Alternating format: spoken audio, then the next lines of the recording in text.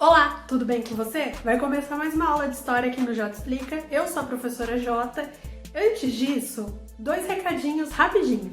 O Jota Explica funciona como um cursinho preparatório para o Enem, totalmente online e totalmente gratuito. São 2 plataformas, aqui no YouTube de segunda a sábado, videoaulas com todas as disciplinas. No Telegram, de segunda a sábado, apostilas que acompanham essas videoaulas aqui, também de cada disciplina. Quer entrar no Telegram e receber o material? Clica na descrição de qualquer vídeo do Jota Explica que tem um link que vai te encaminhar diretamente para o nosso grupo. Também contamos com oficinas de redação. Dado todos os recados, se inscreve no canal e bora começar mais uma aula de história. Roda a vinheta, João!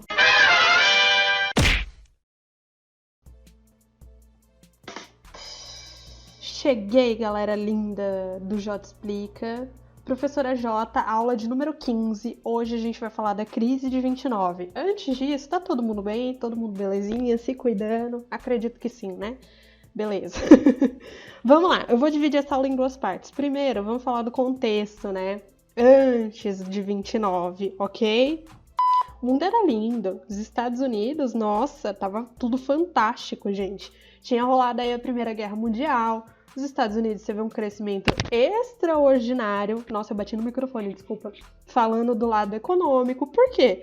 Porque era o principal parceiro comercial da Europa. E a Europa tava o quê? Em guerra, né? Tiro, porrada e bomba. Totalmente destruída. Produção industrial ali pausada.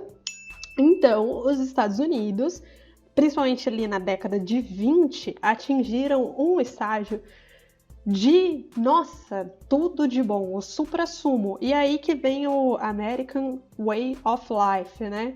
Bom, já falei, se eu errar a pronúncia, não sou norte-americana nem estadunidense. Baduntz, né? Mas o American Way of Life, o estilo de vida americano, era aquela produção em larga escala, consumo em massa, bens industrializados. Vamos lá, galera, vamos ter o carro próprio. O eletrodoméstico do ano, aquela comida enlatada, né? Refrigerante, felicidade da família norte-americana. Tudo isso era o estilo de vida vendido na década de 20 que todo mundo queria. Cá entre nós, muita gente quer esse estilo de vida até os dias atuais. Não adianta negar, né? E o que aconteceu? Toda essa atmosfera aí, né, de alegria, arrasou, sacudiu, balançou, levou os norte-americanos e estadunidenses a investirem fortemente na Bolsa de Valores. Por quê? Porque você via todas as indústrias, absolutamente todas as indústrias dos Estados Unidos lucrando cada vez mais, o cidadão pegava o salário dele, pegava toda a economia e aplicava na bolsa. Porque você está aí numa atmosfera liberal, as ideias liberais econômicas tá florescendo, tá ganhando impacto, tá ganhando adepto, então aquele trabalhador classe média baixa via na bolsa a chance de enriquecer. Só que, assim, a Europa não ficaria destruída para sempre, né? O que eu tô falando aqui é redundante, vocês já estudaram, tá bom? Então eu tô sendo sucinta, vamos lá, vamos desenhar aqui a situação. A década de 20 foi linda de bonita para a Bolsa de Valores em Nova York, para os Estados Unidos, só que chegou 29. Em 29, o que aconteceu? A Europa se recuperou, né? A Europa se recuperou, a sua indústria voltou a funcionar e toda aquela produção em larga escala, aquela produção em massa industrial dos Estados Unidos não tinha para onde ir. Não tinha para onde o país capitalista, a produção capitalista, colocar a sua produção, colocar a sua prateleira em oferta, porque os outros mercados se estabeleceram, se reergueram na real. Vamos lá. A consequência de tudo isso, né? Essa falsa sensação de lucro, essa falsa sensação de tudo absoluto, com a Europa e outros países, aí outros continentes crescendo, voltando sua produção, melhorando sua produção, a gente tem o quê? Sai aquele otimismo, sai aquela alegria e entra o medo. Entrou um medo tão grande de você ver a Europa se reerguendo que, moçada, eu vou falar em números agora para vocês. coisa de 3 anos, 4 mil bancos abrem falência, 14 milhões de pessoas ficam desempregadas, o salário ele é reduzido a 40%, a renda nacional, ou seja, a renda do país, é reduzida em 50%. E de 29 a 32, a renda familiar cai 60%. Acabou? Não. A gente tem aí 1/3 dos proprietários rurais, 1/3 dos proprietários de terra perdem essas terras. E aí você vai ter um número absurdo de morador de rua em busca de comida, de trabalho, porque a galera perdeu a sua base, perdeu a confiança, perdeu o dinheiro, perdeu o emprego, perdeu a aplicação. E a vida econômica e social dessas famílias durante essa depressão, né, essa grande depressão, mudou demais. Mudou muito, porque aí a gente vai ter os cortiços nos Estados Unidos, tá bom?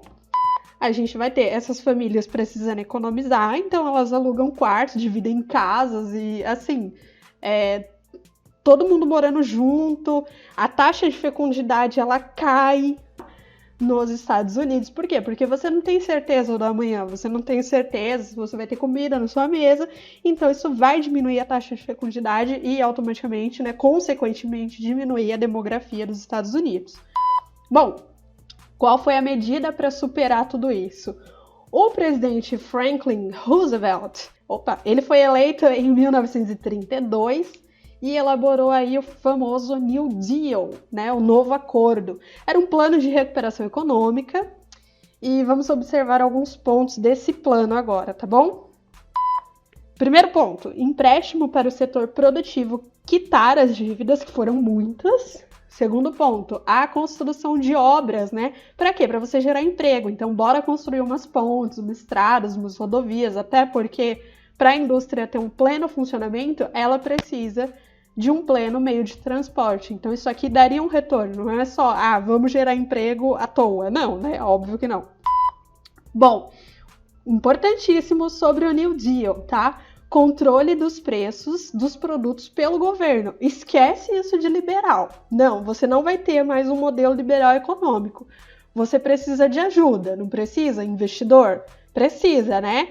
Dona aí de produção industrial. Eu vou ajudar. Eu governo, eu, Roosevelt. Mas, em troca dessa ajuda, eu vou controlar o mercado. Esquece a mão invisível do mercado, base aí do liberalismo econômico, tá bom? Por último, o estímulo ao aumento do consumo a partir de vendas a prazo. Sabe o famoso carnê, né?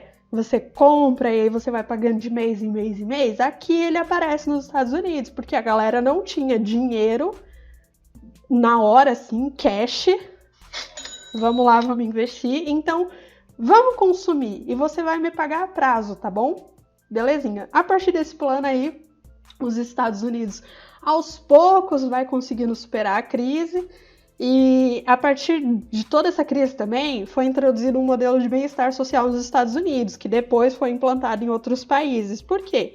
Porque a situação foi pavorosa, moradores de rua, proprietários de terra sem terra, galera desempregada, cortiços. Então, os Estados Unidos começou a pensar num bem-estar social. Existe para todos os estadunidenses? Claro que não, né? Isso aí é básico, mas enfim, papo para outra aula. Moçada, a aula de hoje foi isso.